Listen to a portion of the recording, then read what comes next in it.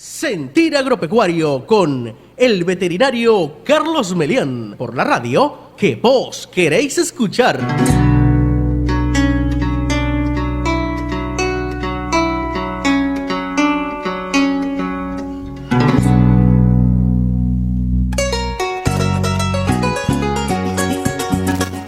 Continuamos con su programa Sentir Agropecuario por Fortuna, la 97.5 FM, la radio que vos queréis escuchar, con retransmisión por la 99.5 FM Santa Bárbara Estéreo. Hoy con el doctor Alfredo García, profesor emérito de Luz, titular de la cátedra Sistema de Producción de Bovinos, especialista en sistemas de producción de leche y extensión en el INTA Argentina, Master Science en Animal Science en la Universidad de Florida, Estados Unidos, y PhD en Fisiología y Nutrición de Rumiantes en la Universidad de Florida, Gainesville, Estados Unidos. Profesor, en el segmento pasado ya estábamos entrando en la fase de maute. Estamos en el tema utilización de los forrajes en la producción de leche en los bovinos. Una vez que tenemos ese maute o mauta, ¿cómo es la utilización del forraje en esa etapa animal? Ok, ya pasamos la etapa de becerro, las primeras 12 o 14 semanas cuando se estaba desarrollando el rumen. Después de este tiempo ya es un animal rumiante, digiere el forraje y comienza a obtener la energía que necesita para crecer a partir de los ácidos grasos volátiles que se producen en el rumen.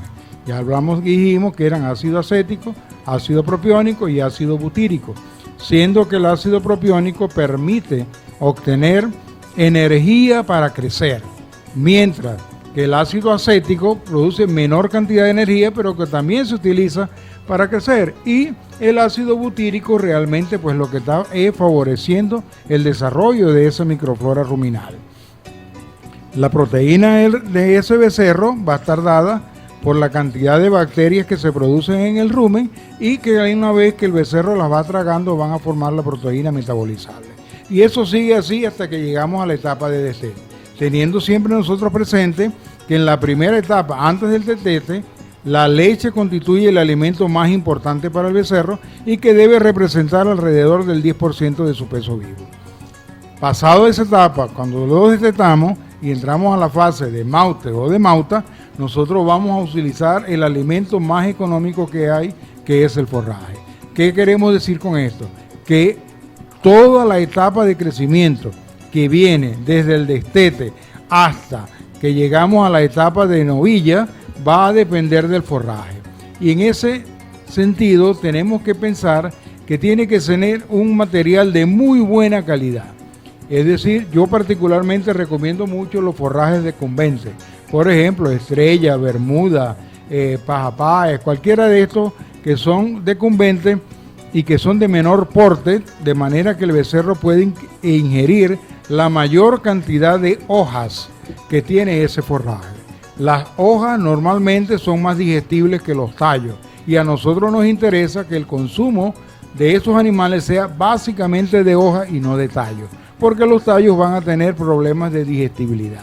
Y recomiendo más los pastos decumbentes para esa etapa, porque cuando hablamos de pastos macollosos, normalmente en los pastos macollosos hay unos enlaces entre las células de ese pasto que forman lo que se llaman bandas vasculares, y esas bandas vasculares normalmente son indigestibles. Entonces los pastos macollosos con hoja ancha normalmente tienen menos digestibilidad que los pastos decumbentes. En ese sentido, pues, preferimos utilizar pastos decumbentes para que el animal entonces pueda consumir y pueda utilizar esos ácidos grasos volátiles con mucho mayor eficiencia que lo que sería con un pasto macolloso de hoja ancha.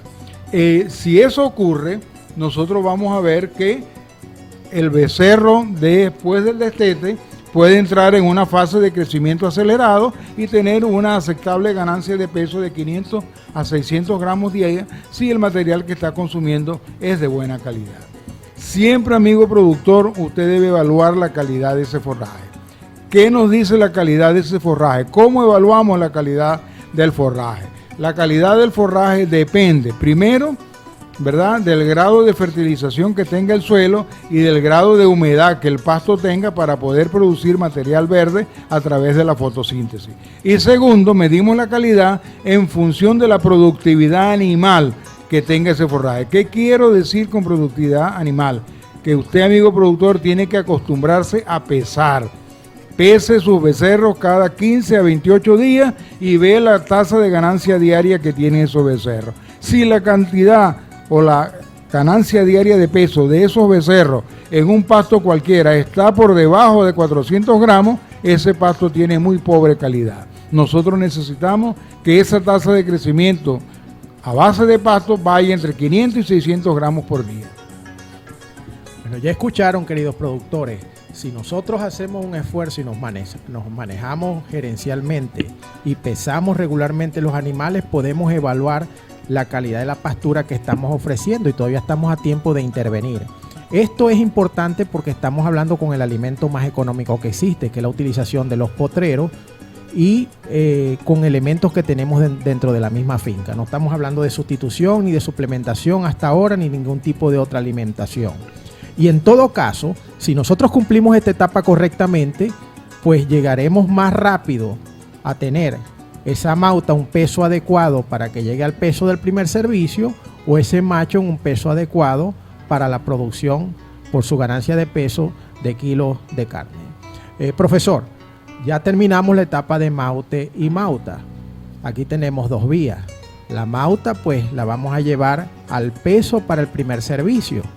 Sería importante que nos indicara qué peso, dependiendo la raza y la zona, indica usted para el primer servicio.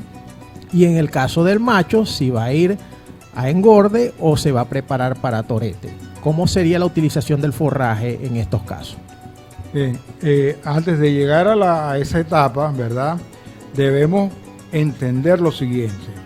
Cuando nosotros estamos alimentando los becerros destetados o becerras destetadas, debemos saber que estamos en una etapa de crecimiento acelerado. Y ahí es tan importante el uso del forraje para que el animal tenga un crecimiento viable, pero que no tenga un sobreengrasamiento de sus tejidos. Sobre todo en las becerras, cuando utilizamos alimentos concentrados en esa etapa de la vida, vamos a ver que hay un sobreengrasamiento en algunos de los órganos que crecen con mucha mayor velocidad que otros, como es el caso de la glándula mamaria. Utilizar suplementos concentrados ricos en energía en la etapa previa a la pubertad implica llenar la glándula mamaria de grasa y eso limita el crecimiento de la glándula mamaria. Con el forraje de buena calidad, nosotros vamos a permitir que haya un crecimiento efectivo, pero que la glándula mamaria no se nos vaya a engrasar. Recuerden que nosotros cuando hablamos de pastos, ¿verdad? O cuando hablamos de forraje en la alimentación de los bovinos, estamos pensando en utilizar el alimento más económico y ese es el forraje. Con respecto a la pregunta que me hacía Carlos, ¿verdad? Cuando nosotros llegamos al peso de servicio, estamos hablando en promedio para las razas medianas a grandes de 320 a 350 kilogramos de peso vivo.